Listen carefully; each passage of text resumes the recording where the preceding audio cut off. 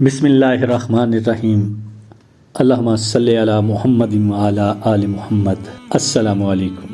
آج آپ سب کے لیے ایک ایسا خوبصورت قصہ لے کے آیا ہوں کہ ایک صحابی نے ایک درخت کے بدلے اپنا پورا باغ آقا صلی اللہ علیہ وآلہ وسلم کے حکم پر دے دیا۔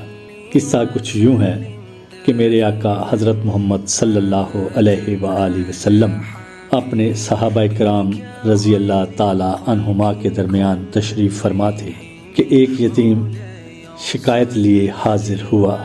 کہنے لگا، یا رسول اللہ، میں اپنی کھجوروں کے باغ کے ارد گرد دیوار تعمیر کر رہا تھا کہ میرے ہمسائے کی کھجور کا ایک درخت دیوار کے درمیان میں آ گیا۔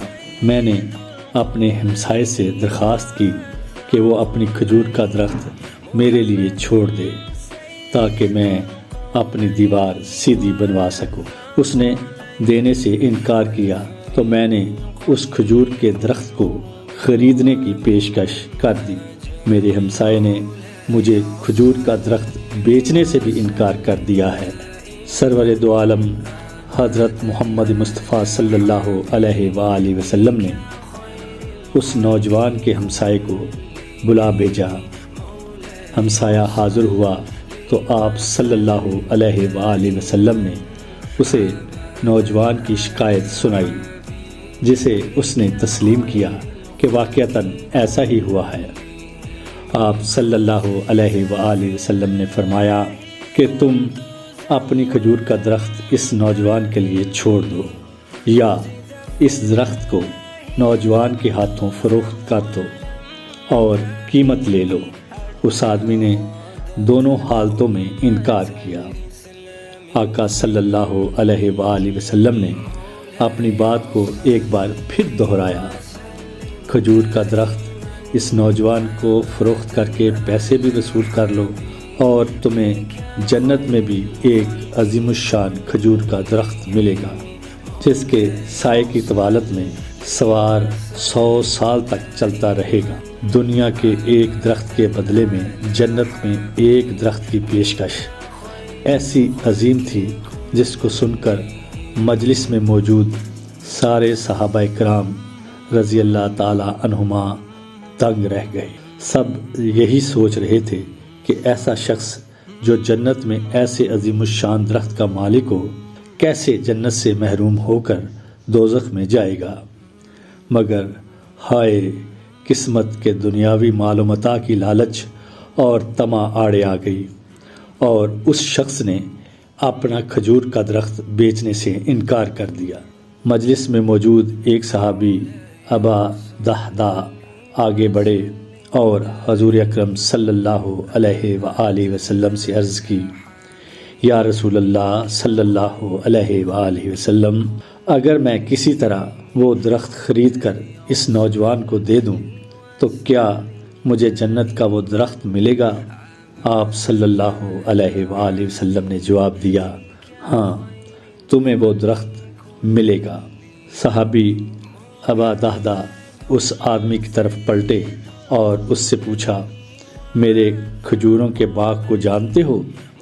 اس آدمی نے فوراً جواب دیا، جی کیوں نہیں۔ مدینے کا کون سا ایسا شخص ہے جو ابا دہدہ کے 600 کھجوروں کے باغ کو نہ جانتا ہو؟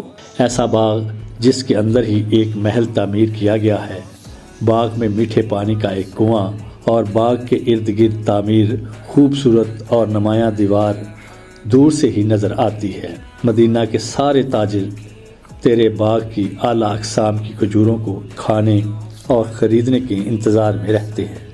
حضرت ابا دہدہ نے اس شخص کی بات کو مکمل ہونے پر کہا، تو پھر کیا تم اپنے اس کھجور کے ایک درخت کو میرے سارے باغ، محل، کنویں اور اس خوبصورت دیوار کے بدلے میں فروخت کرتے ہو؟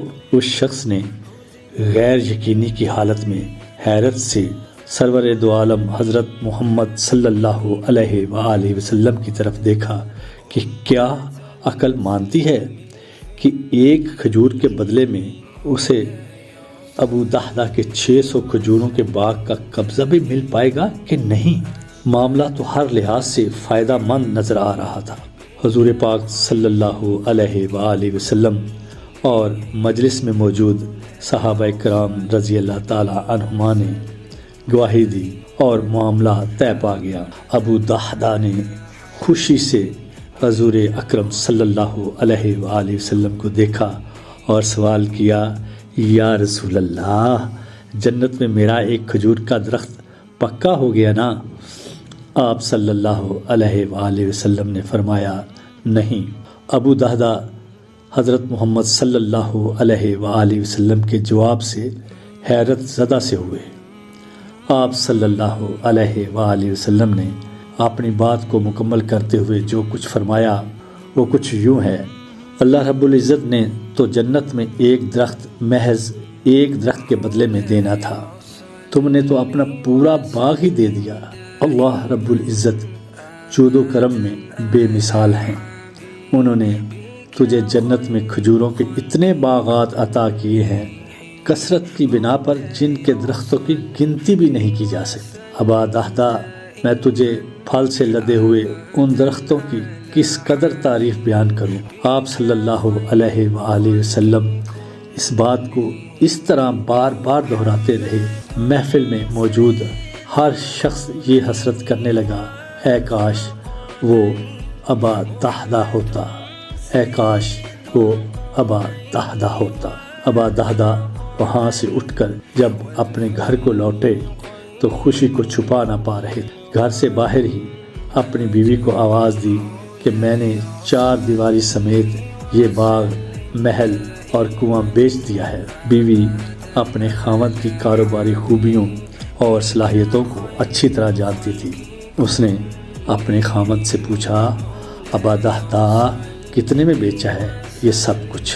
ابا دحدہ نے اپنی بیوی سے کہا کہ میں نے یہاں کا ایک درخت جنت میں لگے ایسے ایک درخت کے بدلے میں بیچا ہے جس کے سائے میں سوار 100 سال تک چلتا رہے، اور پھر ایک ایسا باغ کہ جس کے درختوں کی گنتی ممکن نہیں۔ ابا دحدہ کی بیوی نے خوشی سے چلاتے ہوئے کہا، ابا دحدہ تو نے منافع کا سودا کیا، ابا دحدہ تو نے منافع کا سودا کیا۔